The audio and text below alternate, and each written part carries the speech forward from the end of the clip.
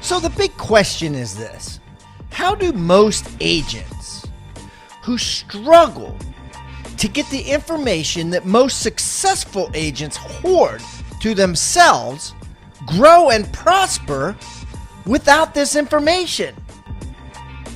That's the big question, and this video cast is the answer.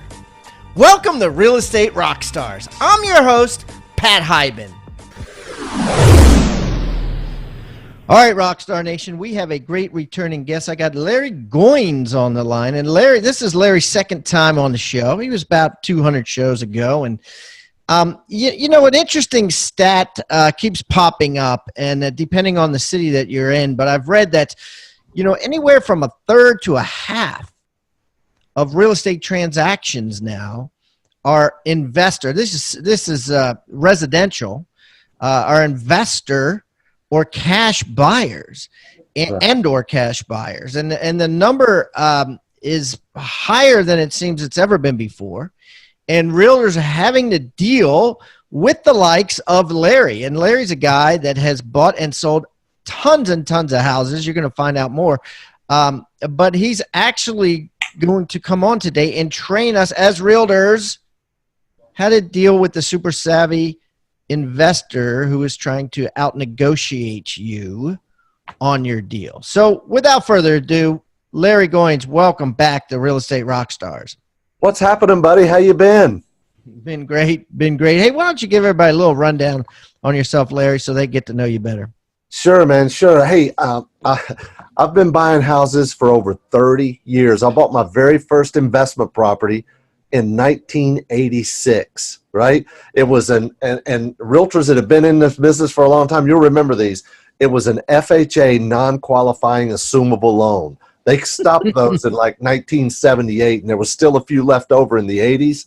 But all you had to do was sign your name on an FHA form, and you could take over a loan without even qualifying. That was my very first deal. And since then, I've gone on to buy and sell over 1,000 properties. And I love real estate. I love real estate because there's so many different things you can do and ways you can make money with it, and I love it. I'm a licensed agent as well. I'm actually a licensed broker. I'm not active, but I am licensed and have been licensed since maybe 89 or something like that.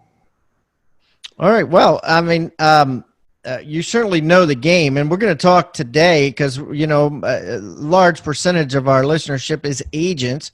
So I want to give them value, right? What they can learn and use right away. And I know you talked about you have a list of questions that you ask every realtor when you're dealing with a realtor on the other line.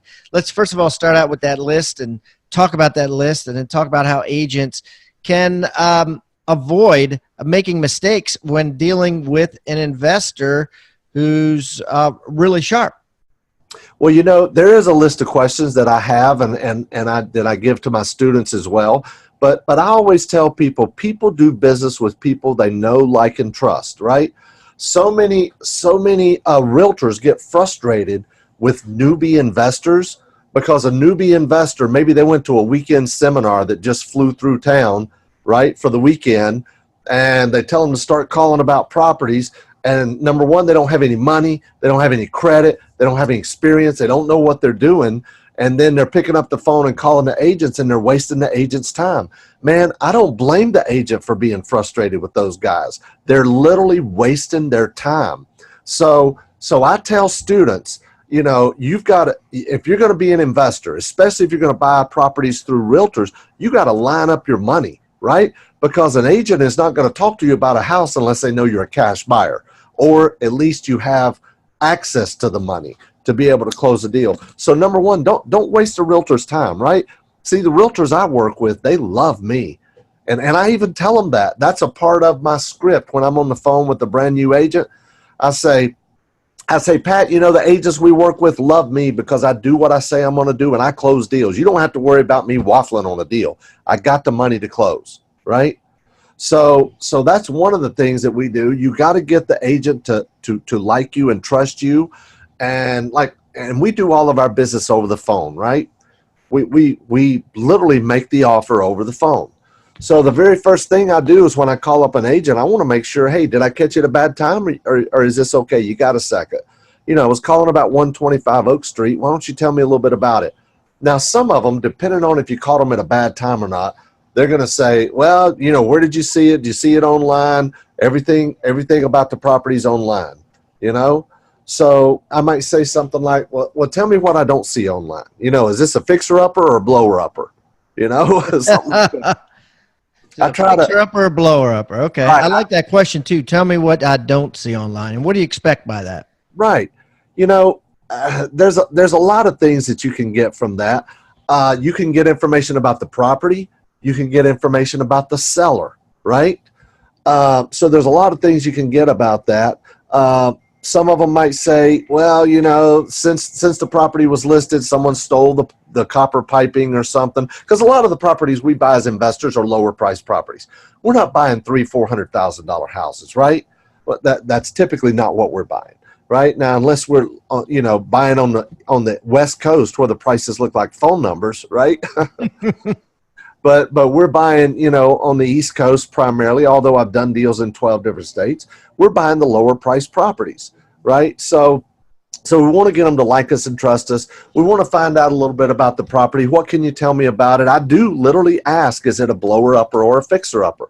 I want to break the ice a little bit. I want to get them laughing. I want to talk to them because funny equals money. I don't care what you're doing, and in the context of what we're talking about the agent working with an investor. But even if the agent's working with a buyer or seller or whatever, remember, guys, you might think, oh, I'm a real estate agent, but you are a salesperson. You are on commission only. You're a commission only salesperson, and nobody gets paid till the deal closes, right? So you got to remember that you need to know some sales skills, right? Does that make sense? Yeah, absolutely. Absolutely. So what can an agent do when he gets somebody like you on the phone? Should they avoid that question? And for lack of giving too much away? No, not really. I don't think so. In fact, I'm asking a lot of questions about the property, and about the seller as well. And I know I even tell the realtor, because see, a lot of realtors are very, very skeptical of an investor when they call, because an investor will call up and say, hey, I'm a real estate investor. I never even say that. I don't even say I'm an investor. I just start talking to them and I build rapport. And one of the questions I'll ask is, would this be a better fix and flip or a better fix and rent? Right? So then they happen to know I'm an investor. I'm think, yeah. Right? Yeah, they know I'm an investor. They know, but I don't come out and say I'm an investor. Well, if they say fix and rent, then they're essentially saying it's not a good deal. Right. Well, if they say it's a fix and rent, then I know it's a rental type property, right? Well, yeah, but doesn't it make sense? Like if it's a fix and flip, that means, hey, I'm making money on the buy. If it's a fix and rent, it means you probably can't fix it up and flip it and make a good profit, so you better rent it instead. Do you know what I'm saying? I know what you're saying. It's two different animals most of the time. It is two different animals. So first thing is, now I've got to base my offer on the cash flow. What am I going to buy it for? How much are the repairs going to be? And now how much can I rent it for? Then I know what my cash flow is going to be, and I'm going to make my offer based on the cash flow, right? If it's a fix and flip, it's pretty simple. You take the ARV and then you figure the repairs and the price of the house and how much profit, and then you know what your offer needs to be, right? But there's certain things that an agent needs to understand when they're dealing with an investor. See, most agents are in this box, right? They're in this box, and we've got to have a proof of funds. We got to have a copy of your bank statement. We got to have this. You got to submit the offer in writing. And you would be amazed how many agents have told me that. And by the time we got off the phone, the agent was emailing the seller to find out if they wanted to put it on paper, right? Just because of the conversation we're having. I'll give you an example. Let's just take a quick example. Okay. Like a realtor might say, I'll be talking to the realtor and I'll say, based on what you're telling me, it looks like I probably need to be somewhere in the low to mid 60s, something like that. And the fact, the last house I bought very similar to this, I think I paid $58,000, $59,000. Let me ask you a question. Would you like to email the seller, or if it's a bank-owned property, I'll say asset manager. See, I'm using keywords that realtors use because I talk about listings and asset manager and short sales if it's a short sale. I don't say I would like to get some information on a property at. No, I'm talking, Right. I'm using their terminology, right? Mm-hmm. So I say, I say, based on what you're telling me, it looks like I probably need to be in the low to mid 60s. Would you like to call or email the asset manager and let them know you have a cash buyer in this price range and see if they want to put it on paper? And then I follow up with the words, because you and I both know nobody gets paid till the deal closes. And the last thing I want to do is waste your time. Right. And then they're like, And then at that point, are you making offers just without even looking at the house? I do make an offer without looking at the house. It's kind of funny. We buy all of our properties and I never look at them. It doesn't mean somebody's not going to eventually go look at it, but I buy all my properties right here over the phone. Right? So you'll just say, hey, the thing's listed at 58,000. You'll be like, why don't you ask them if they'll take 45? And they'll be like, here's like, how many agents actually will make that offer? Or send that email or ask that seller, and how many will kind of stand in the way and say there's no way they're going to take that? Well, first of all, there's some buyers out there, some investors, especially newbie investors, that know that if an offer is submitted to an agent, the agent has the obligation to submit that offer to the seller, right? But I don't want to waste that agent's time. I'm not going to force that agent, because I'm not going to do any good by creating an enemy of the agent. The agents we work with love us, right? Because they make a lot of money with us. So I'll go through a little bit more detail than what you just mentioned. We'll find out the after repaired value or the amount of rents and how much the repairs are, just a ballpark. And by the way, I always follow up with the words. If I asked an agent, how much work do you think this property needs? I always follow up with the words, just a ballpark. And the reason I do that, some agents are even scared to give a number because they don't want to be held liable for it. And later on, like you said, this, and then they settle and it ends up costing 3 times as much, and then they sue you. Yeah, I even use the words. I say, look, I'm not looking to hold you to anything. I'm just looking to get a ballpark idea, right? Just to give you an idea so we know. And then based on what you're telling me, it looks like I need to be around X. Now, if they've never heard of me before, if they haven't Googled me, they don't know I've bought over 1,000 houses, they might say, well, Larry, that sounds good, but I've got to have a copy of your proof of funds letter or your bank statement, or, and I got to write up a contract. And of course, yeah. All that. So here's what I say next. And this is something that's very important to the realtor, because the realtor is trying to disqualify me, right? They're trying to disqualify me. Yeah, because there's so many investors out there now that are just, like wannabe investors, right? They haven't invested in their first house yet, and real estate, the residential real estate is a respected class at an all-time high now, and right.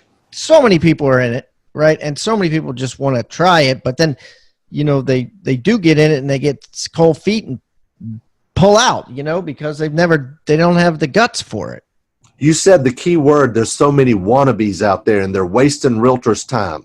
So when a realtor tells me, I got to have a proof of funds letter, copy of a bank statement, we got to put a contract in, send it to me, blah, blah, blah, I'll tell them, because the thing the realtor needs to understand is they've got to get out of their little box. And when they have a big fish on the line, I don't mean this in a bad way, but they've got a guy on the line that they could sell 2, 3, 4 houses a month to, right? They need to get out of that little box and say, how can I work with this guy?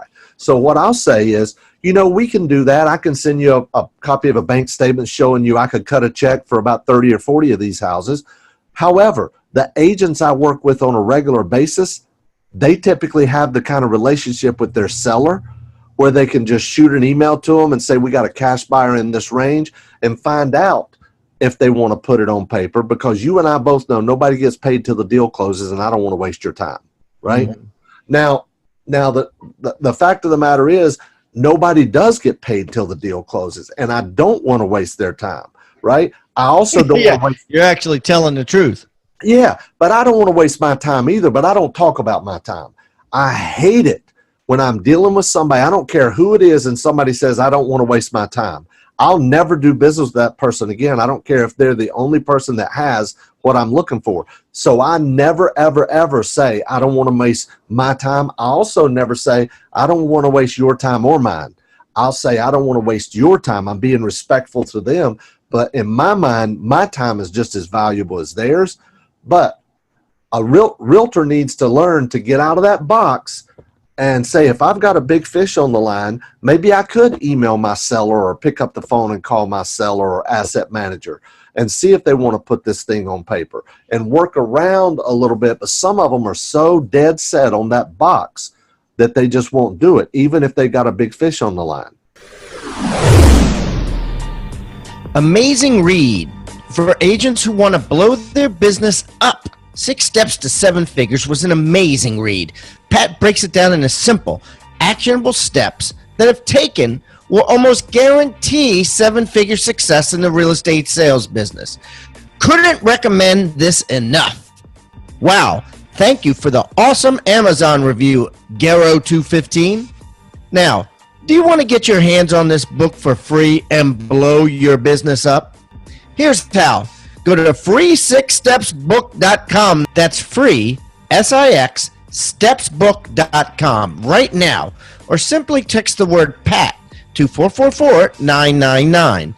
That's text PAT to 444-999, and I'll send you a free book.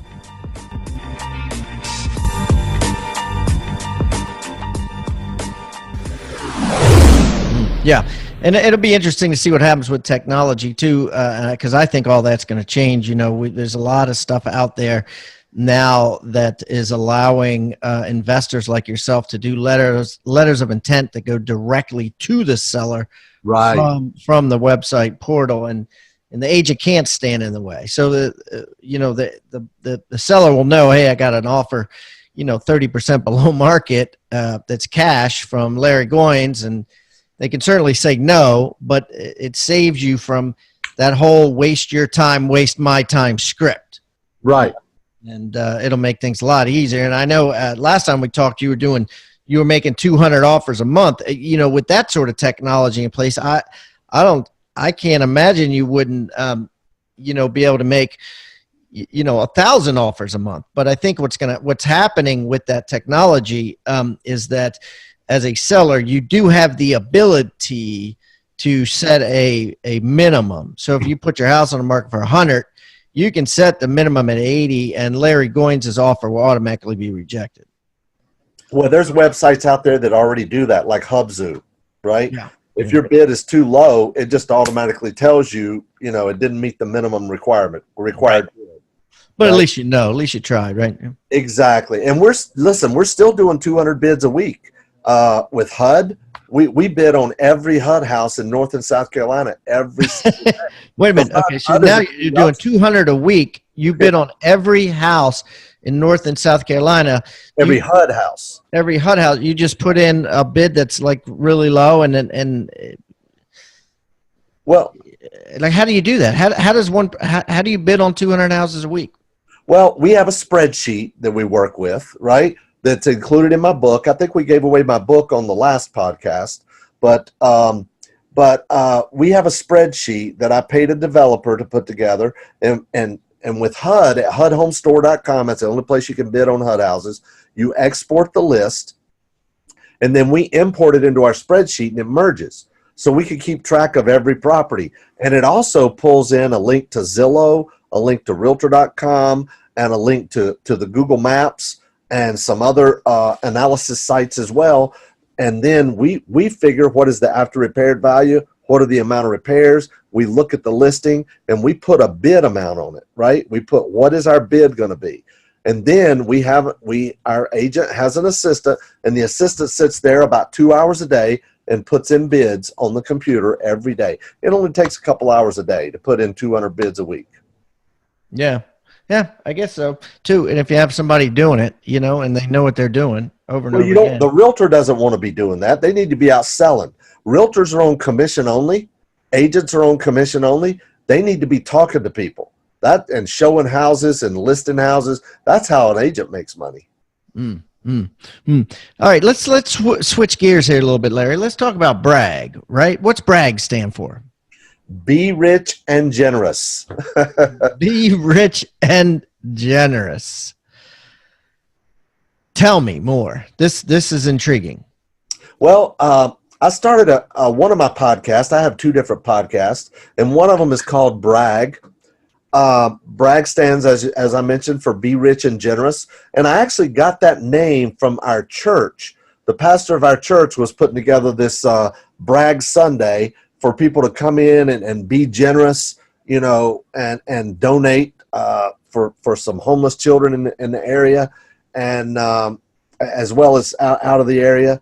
And when I was trying to come up with my radio show, I was thinking, what should we call this? And I really liked that term, that analogy, be rich and generous. So I called him up and asked him. I asked him what he thought about me using it. And it was on a local radio station here, WBT, home of the Panthers. And he said, I'd be honored. And I've even had him on the show a couple of times, which was pretty cool. But what we try to do is we try to teach people how to go out and invest in real estate, whether they're doing fix and flips or building an investment portfolio. And then we encourage them to go out and be generous with their blessings and help others less fortunate. And we've been very fortunate to have students not only come on the show, but also at our live events that are out just really helping a lot of people, helping children, helping at schools. Like there's some guys out there that if a student's lunch meal, their lunch bank account gets down to zero, there's guys that'll go out there and just, here's a few $100, just add it to every kid's meal account that is at zero, right? And to help at certain schools, because the schools make that public or they ask for it.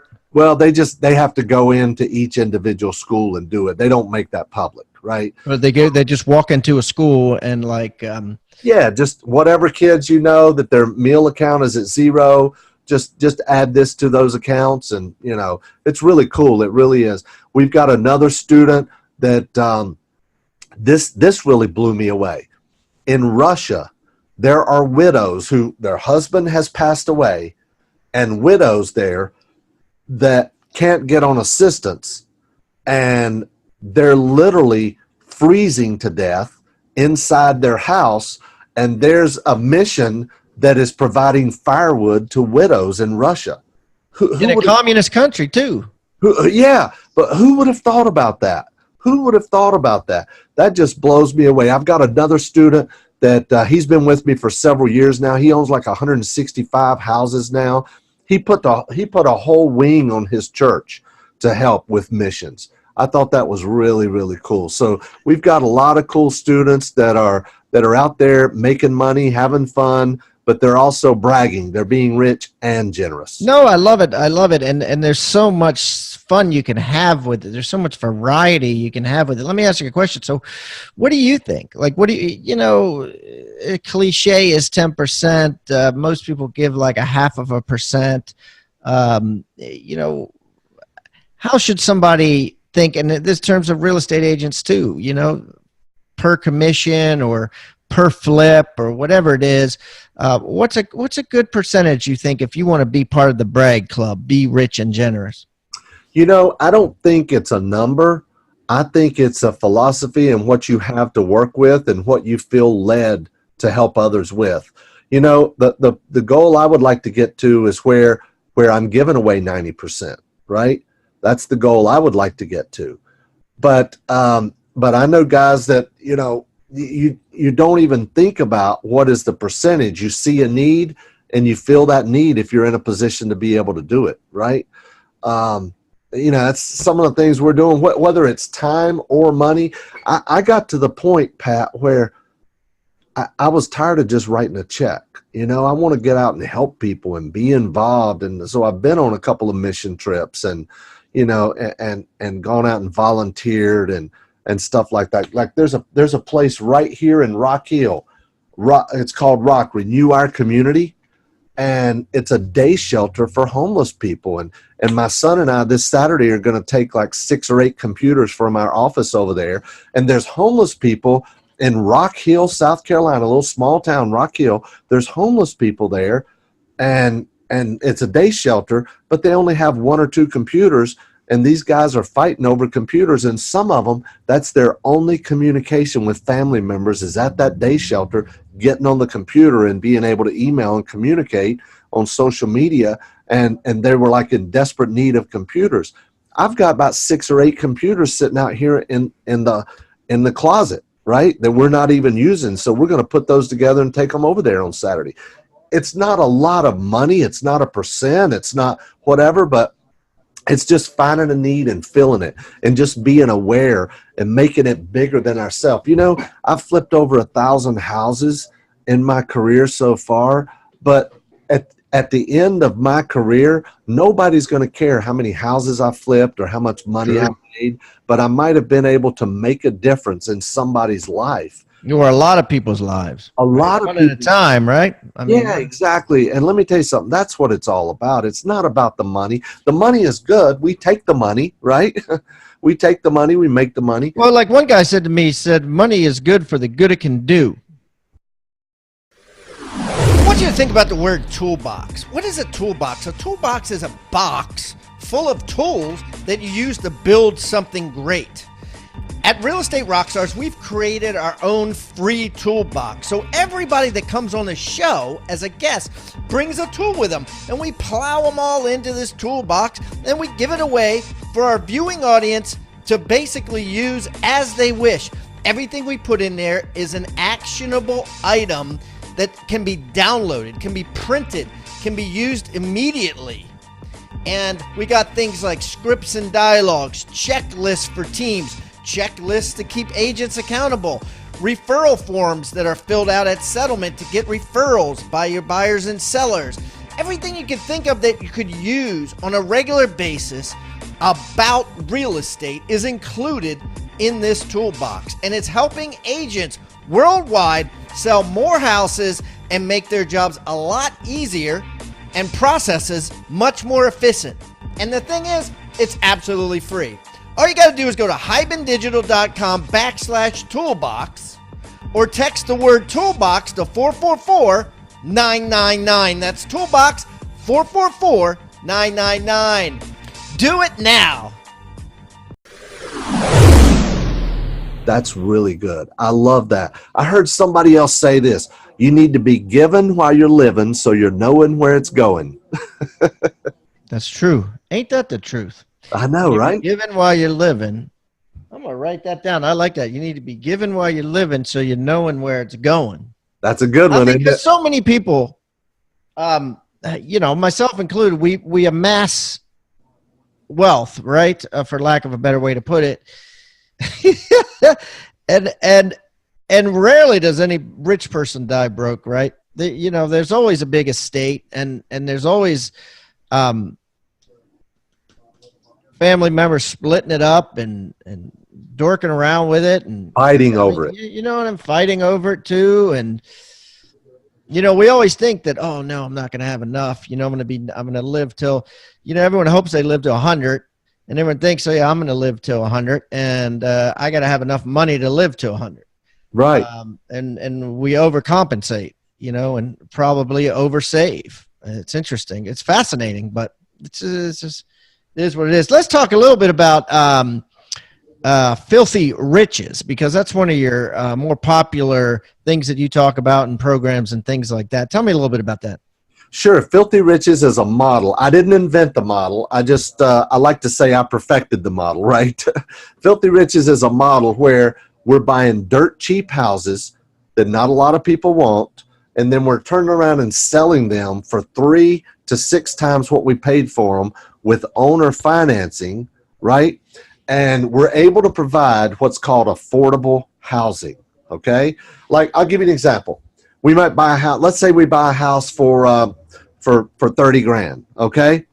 We'll buy a house. It could be a home. It could be a mobile home. And the key is the house needs to be livable or close to livable. Okay. Livable or close livable to close to livable. Okay. Right. Now we're going to buy it at a discount. Okay. It's not like I'm buying a $30,000 house. Right. and then I'm going to turn around and sell it I for mean, these are generally foreclosures, right? They could be foreclosures. They're They vacant houses. Right. They could be vacant house. I do buy a lot of them through realtors. Another type of property that makes a really, really good property for this is double wide mobile homes.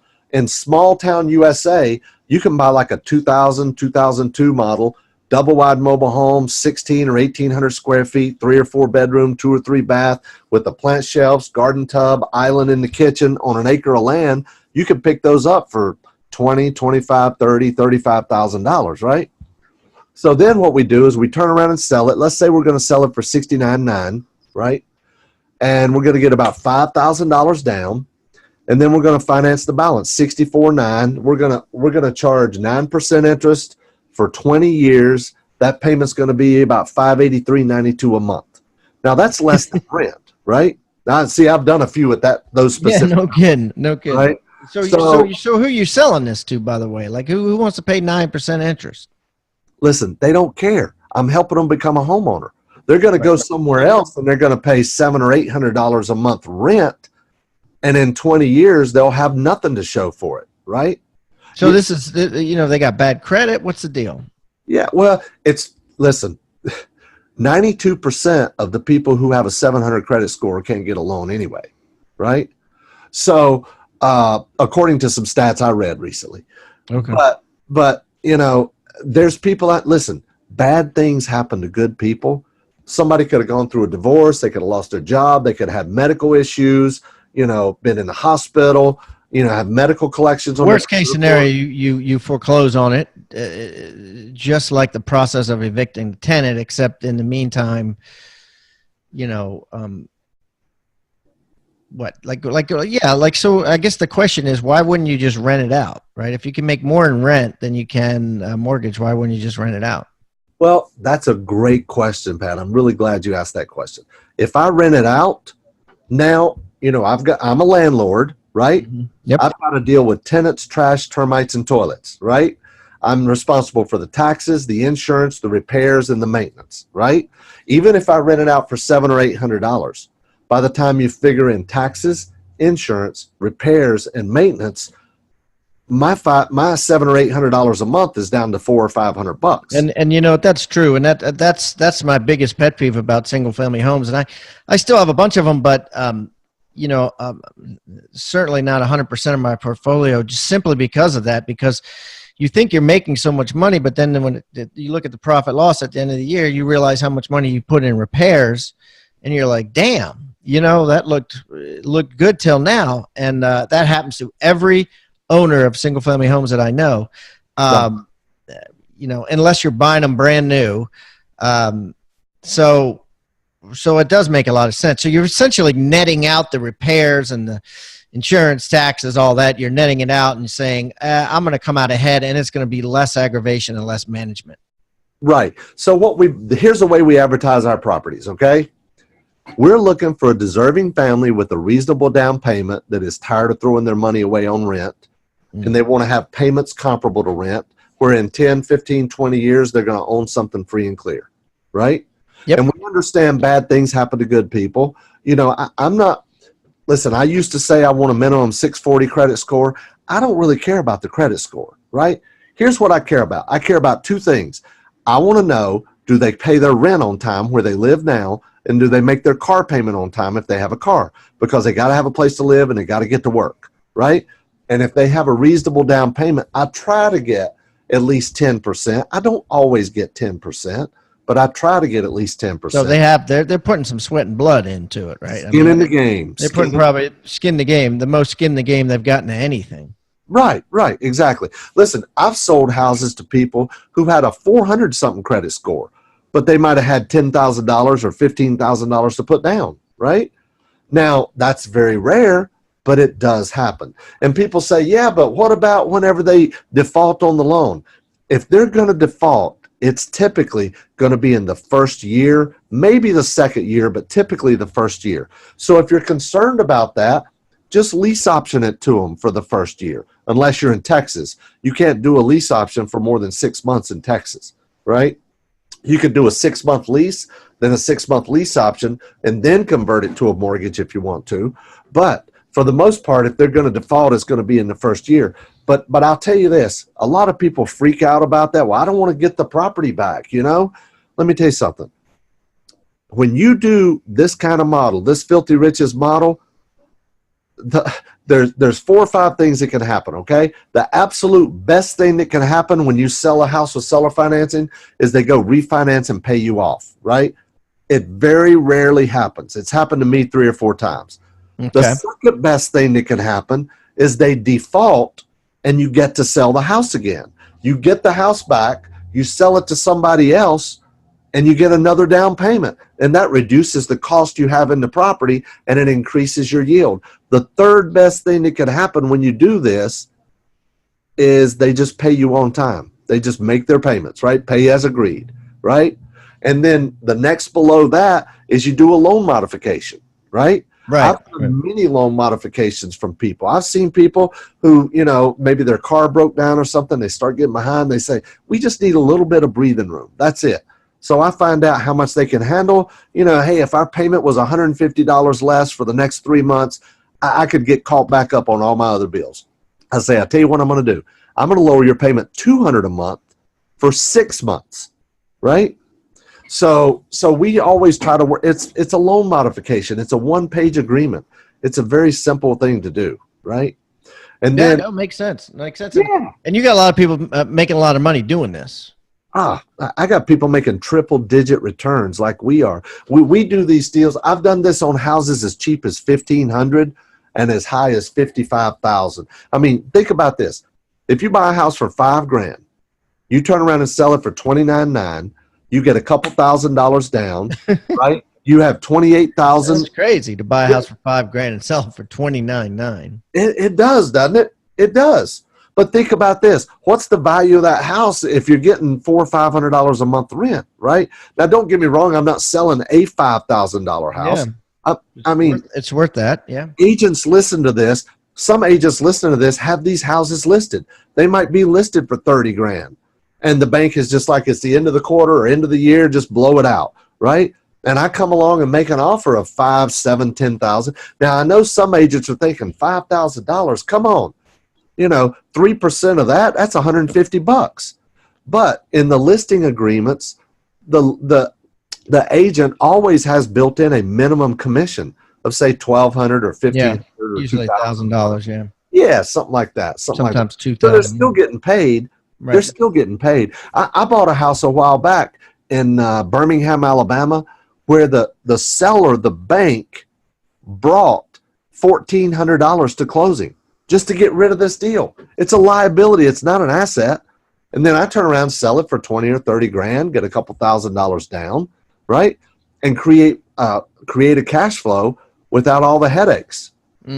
So how many of these do you have going?